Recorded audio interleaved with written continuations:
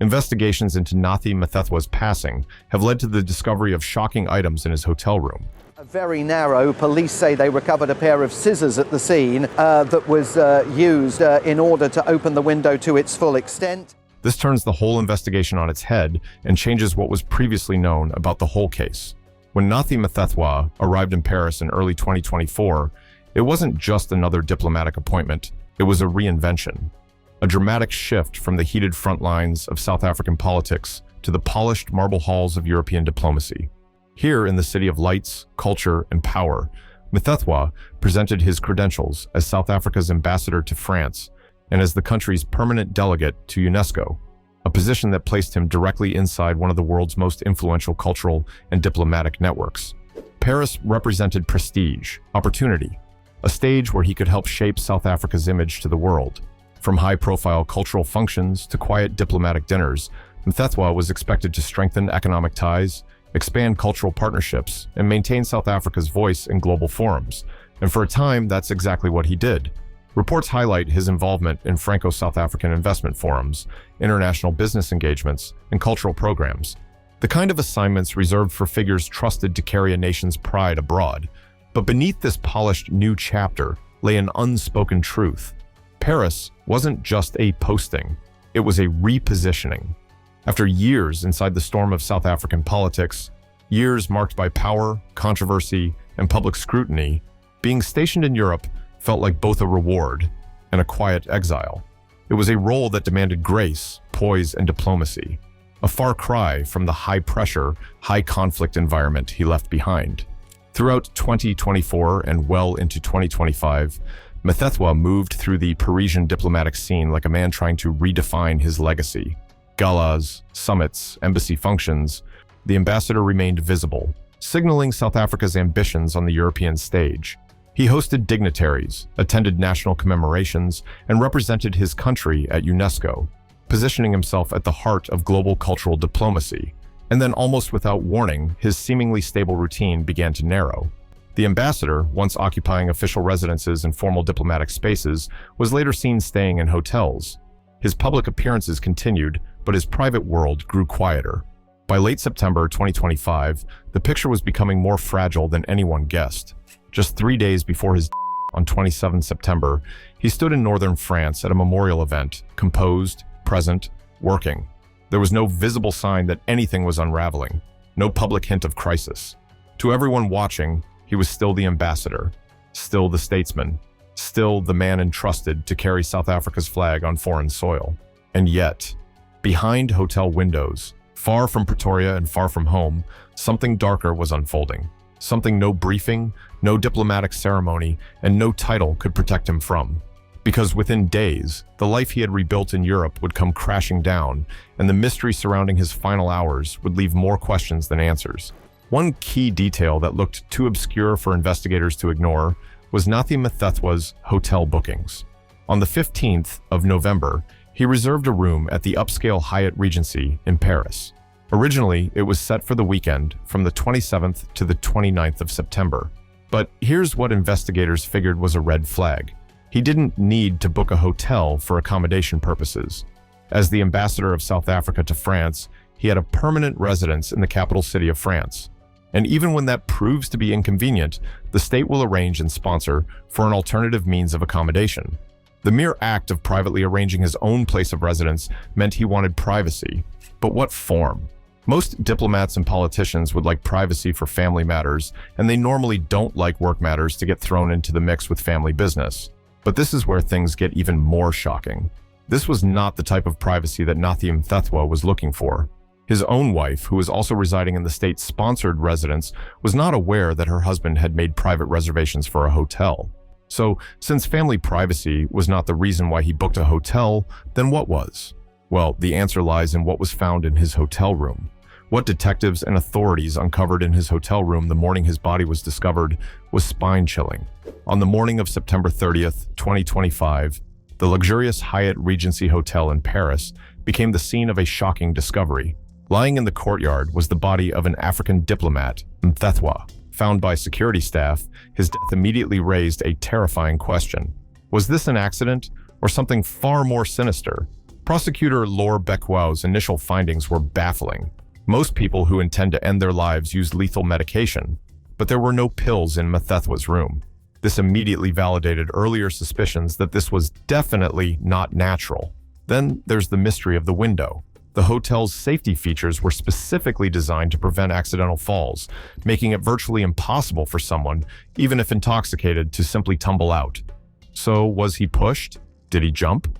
A toxicology report that was part of his autopsy showed that there were no poisons or alarming amounts of in his system.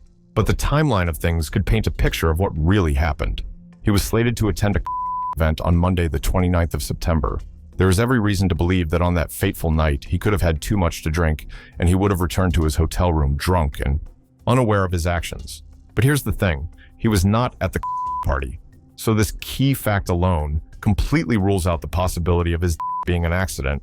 In fact, it was his absence from the party that raised the alarm of his widow, Feliciwe Buthelezi Mthethwa. When her husband failed to show up, she wasted no time in alarming the French police that her husband was missing. A high-ranking African diplomat going missing in one of Europe's most popular cities is very unheard of. The French police treated this like a missing persons case, but Feliciwe knew that her husband could be in a worse state than missing. He could possibly be and here's why she had a good reason to believe so. Prior to him going missing, she had gotten messages from her husband, but they weren't the normal type of messages where he would check in with his wife to tell her where he was or how he was doing. It was a message apologizing. At this point in time, Feliciwe has not revealed the state of things between them before his if their marriage was going through a turmoil or other family issues. But the most worrying thing about his message is that it didn't only contain texts of remorse. It also showed intentions of taking his life. With the timeline of events, this meant that those text messages were the last contact she had with her husband before learning of his Mthethwa's didn't just create a vacancy, it injected suspicion and strained directly into the bilateral relationship.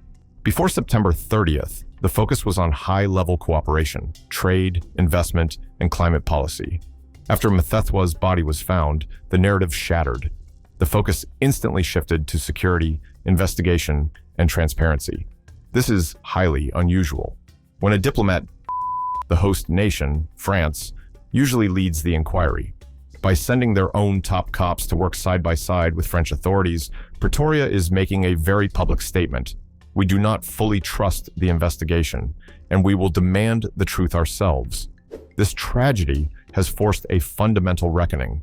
South Africa must now balance its need for justice with the risk of damaging a crucial strategic partnership. The Mthethwa case is no longer a French police matter. It is a major international incident that will define the nature of African diplomacy in Europe for years to come. French police were the primary authorities involved in investigating this case. The death occurred on their soil, so this was their mystery to solve. So, after the body was recovered and the autopsy was done, the next place they looked for answers was the hotel room he fell from. Aside from the window, pried open, which was where he fell from, there were medications in the bathroom. Police did lab work on the pills and found that they were antidepressant medication. It's normal for diplomats to be stressed from work, but hardly ever to the point of having to take medication. It's also possible that if he was attempting to take his own life, he might have possibly tried overdosing on these medications. Another key piece of evidence found in the room was a pair of scissors. They appeared damaged and scratch marks could be found on the window. From this, investigators deduced that this was the tool that was used to force the window open. There was actually a very shocking revelation in the room. There was no sign of any struggle or fighting, which indicates that anything Mthethwa did, he might not have been coerced into doing so. Except there is also another piece of evidence that really changes things. The police also uncovered CCTV footage of the hotel corridor the eve of the day his body was discovered. The video footage wasn't the clearest, but from all indications, Nathi Mthethwa was not alone in his room before his body was found the following morning. It implies that this wasn't just a mere it could have been an assassination. But even if Mthethwa's life wasn't forcefully taken, there might have been circumstances that would have made him considered as the best option for him. Prints in the room cannot be used to deduce anything since it's a hotel room. But on the scissors used to force the window open, Mthethwa's DNA was not the only DNA found on it. It's unclear where the scissors came from, if it was borrowed or in the hotel room at the time. Too many fingerprints were found on it, thus making it the official narrative surrounding Ambassador Nathi Mthethwa's suggests a tragic, isolated incident. But the evidence, the untouched medications, the safety-proof window, the broken alibi creates too many terrifying contradictions. We must confront the most chilling possibility: homicide. The key piece of this newly forming puzzle is the possibility of a phantom guest.